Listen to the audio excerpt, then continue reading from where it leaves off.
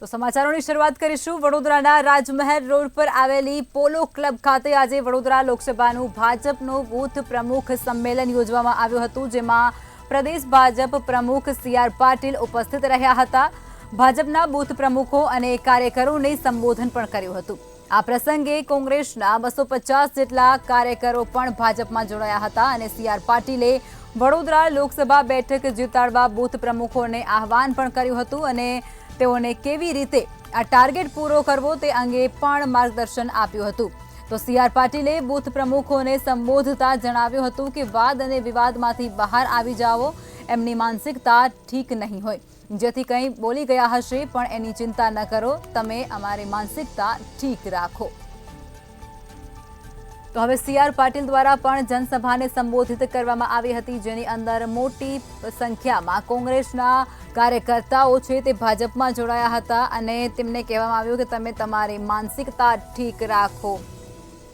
ચૂંટણીનો પ્રચાર હવે પૂરજોશમાં શરૂ થઈ ચૂક્યો છે, ત્યારે વડોદરા લોકસભાનું ભાજપનું બૂથ પ્રમુખ દ્વારા એક સંમેલનનું આયોજન કરવામાં આવ્યું હતું, જેની અંદર સી.આર. પાટીલ દ્વારા બૂથ સંમેલન છે તેનું આયોજન કરવામાં આવ્યું હતું અને વાદ વિવાદમાંથી બહાર આવી જાઓ તેવું તેમના દ્વારા અનેક કાર્યકર્તાઓ છે તેઓને કહેવામાં આવ્યું હતું અને સાથે જ તેઓએ જણાવ્યું કે તેમની માનસિકતા ઠીક નહીં હોય, જેથી બોલી ગયા હશે અને તમે તમારી માનસિકતાને ઠીક રાખો. તો હવે ચૂંટણીનો પ્રચાર પૂરજોશમાં શરૂ થઈ ચૂક્યો છે. અનેક જગ્યાઓ પર પ્રચાર હાથ ધરવામાં આવી રહ્યો છે, ત્યારે વડોદરામાં પણ પ્રચાર શરૂ થઈ ચૂક્યો છે અને લોકસભાના ભાજપનું એક સંમેલન યોજવામાં આવ્યું હતું. સી.આર. પાટીલ દ્વારા આ બૂથ સંમેલનનું આયોજન કરવામાં આવ્યું હતું, જેની અંદર તમામ કાર્યકર્તાઓને તેમના દ્વારા માહિતી આપવામાં આવી, માર્ગદર્શન આપવામાં આવ્યું, કઈ પ્રકારે તેઓનું ટાર્ગેટ છે તેને પાર કરી શકાય છે તેવું તેમના દ્વારા અનેક કાર્યકર્તાઓ છે તેઓને સમજાવવામાં આવ્યું હતું, માર્ગદર્શન પૂરું પાડવામાં આવ્યું હતું. તેમના નેતૃત્વ નીચે રાજ્યમાં દરેક બેઠક 5 લાખની લીડથી જીતવાની જે સંકલ્પ તેમના દ્વારા કરવામાં આવ્યો છે તેને પાર પાડવા માટે, તે લક્ષ્યાંકને મેળવવા માટે તમામ કાર્યકર્તાઓને સી.આર. પાટીલ દ્વારા હાકલ કરવામાં આવી હતી. વડોદરાની અંદર આ બૂથ સંમેલનનું આયોજન કરવામાં આવ્યું હતું. વડોદરા લોકસભા ભાજપ દ્વારા બૂથ સંમેલનનું આયોજન કર્યું. સી.આર. પાટીલ ખાસ ઉપસ્થિત રહ્યા હતા અને તેઓના દ્વારા કાર્યકર્તાઓને હાકલ કરવામાં આવી છે. ચૂંટણી પ્રચાર માટે જોડાઈ જવા માટે હાકલ કરાઈ. સાથે જ આ સંમેલનની અંદર મોટી સંખ્યામાં કોંગ્રેસના કાર્યકર્તાઓ પણ ભાજપમાં જોડાયા હતા અને તેઓએ તમામે કેસરીયો ખેસ પણ ધારણ કર્યો છે.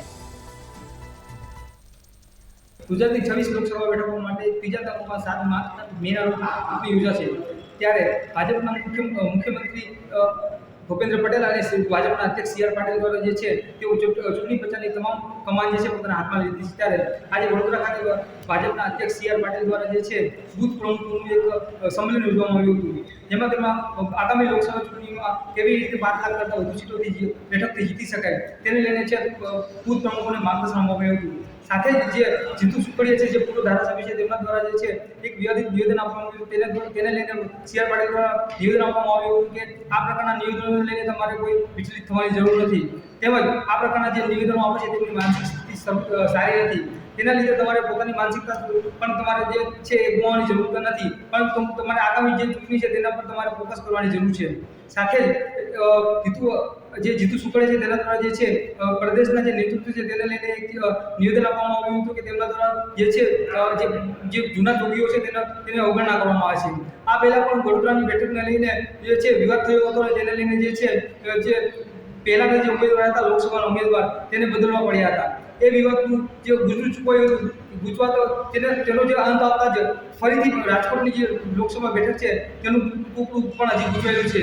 એ બેઠક પર જે છે પરસોત્તમ રૂપાલા જે છે તે ઉમેદવાર છે અને તેનો વિરોધ ક્ષત્રિય સમાજના લોકો કરી રહ્યા છે. ત્યારે આગામી લોકસભા ચૂંટણીમાં આ જે બેઠકો છે તેમાં કેવું પ્રદર્શન ભારતીય જનતા પાર્ટી દ્વારા કરવામાં આવશે તે આગામી સમયમાં જોવા મળશે.